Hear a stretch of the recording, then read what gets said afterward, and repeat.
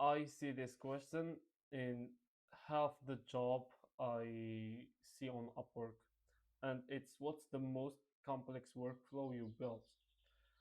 For me, it's there are a couple of workflows that were very complex, but the one that takes the cake is the one that I built for LPE, the Law Practice Exchange. It's a mergers and acquisitions firm, linking between buyers, uh, private equities who want to buy law firms, and then law firm owners who want to sell their law firm. And their core product is to make valuations, third party non-biased valuation of that firm.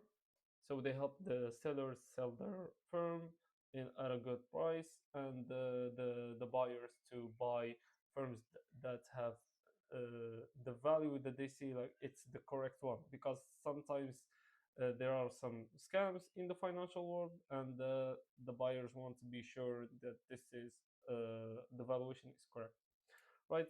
And so the process of evaluating the financial value of a company is complex.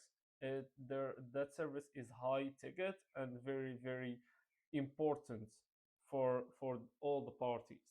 It's very crucial to get it done correctly, without errors. And that's the concept behind this workflow. And it used a lot of tools, but especially I used n8n to power up the backend. Almost all the backend is n8n, some of it in AppScript code. uh, that's the only those are the only automation platforms that I'm using. So n8n is to handle all the logic, and also I use the n8n's data tables, which are databases to store data. And for Google Apps Script, I use it because it's the only tool that can provide automation, customized automation for Google tools. And for this company, they're using Google Sheets and Google Doc and Google Drive. They were using Google Slides, but not anymore. Uh, and that's the stack, the main stack that they're using. They have a Cognito form. They have Cognito form for the sellers, where they input all the information in Cognito. They have a Cognito form where the sellers fill their informations, and then that is sent into an n8n workflow. We remove the duplications, because with Cognito sometimes there is double submission. And then the workflow starts. It populates sheets. It makes research about that firm, extracts some informations, vectorizes the informations. So we are in n8n. We are using OpenAI's node for vector stores, so that we are able to extract informations from all those files, stuff like financial information like profits and loss, all that over the years. And I'm using AppScript to do things like uh, I have a code that once the valuation is ready, I have a code that makes it in a really good looking Excel sheet for the client to see. And that code is smart, and it's on AppScript, and it can be done on any platform other than AppScript. You change colors, you change fonts, you change the layout of the how the data is set on the Google Sheets. So you can't use anything than Google AppScript.